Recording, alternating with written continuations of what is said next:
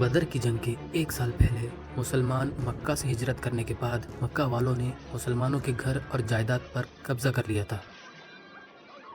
اللہ تعالیٰ کی وحی کے ذریعے مسلمانوں کو اجازت ملی ابو سفیان کا قافلہ جو شام سے مکہ جا رہا تھا مدینہ کے راستے سے، جس میں ہزاروں سونے کے سکے اور ہر قسم کا مال موجود تھا، اسے پکڑ کے استعمال کیا جائے۔ تو اس بات کی خبر ابو سفیان کو ملتی ہے تو وہ اپنے ایک نوکر کو جلدی سے مکہ بھجواتا ہے، اور وہ بندہ جیسے ہی مکہ پہنچا اور کعبے کے پاس جا کر اس نے اپنے اونٹ کے کان اور ناک کاٹ دیے۔ یہ اس زمانے میں ایمرجنسی دکھانے کا طریقہ تھا۔ ابو جہل اور اس کے ساتھیوں نے اس بندے سے پوچھا کہ کتنے آدمی ہو گئے؟ اس نے بتایا کہ 313 کے قریب۔ ابو جہل نے کہا کہ ہم 1000 لوگ لے کر جائیں گے۔ پھر ابو جہل نے پوچھا کہ کتنے گھوڑے ہوں گے؟ اس نے کہا کہ کچھ 2 گھوڑے ہو گئے۔ تو ابو جہل نے کہا کہ ہم 100 گھوڑے لے کر جائیں گے۔ اور ساتھ ہی میں ابو سفیان پیرل میں سمندر کے ساحلی راستے کو چن کر وہ مکہ پہنچ گیا اور مسلمانوں کے قافلے سے بچ گیا۔ تو اب لڑائی کرنے کی کوئی ضرورت نہیں تھی کیونکہ قافلہ تو بچ گیا تھا۔ کارواں محفوظ ہے، اب لڑنے کی ضرورت ہی نہیں۔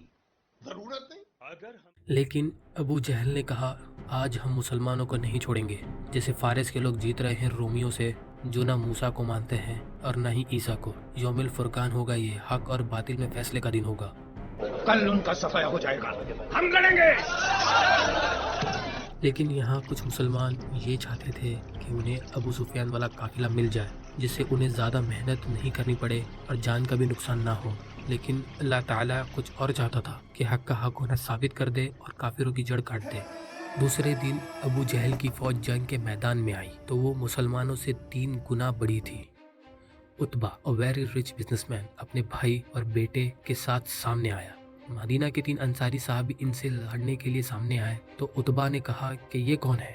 ہمیں اپنے بھائیوں کے سر کاٹنے ہیں جنہوں نے اپنے باپ دادا کے دین سے بغاوت کی ہے۔ پلٹو۔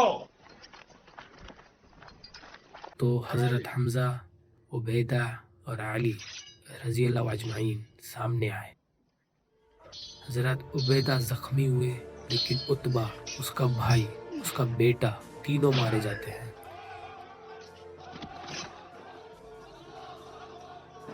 جنگ کے دوران ہی کافر بھاگنے لگے اور 70 کے قریب قریش کے سردار مارے گئے اور ابو جہل مارا گیا۔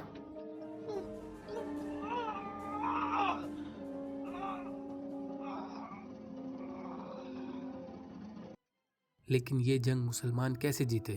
ان کے پاس 8 تلوار، 2 گھوڑے اور 70 کے قریب اونٹ تھے۔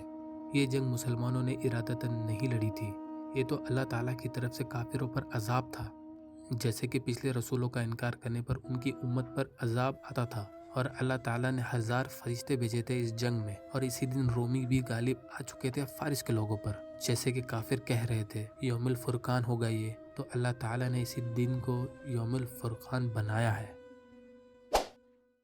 سبسکرائب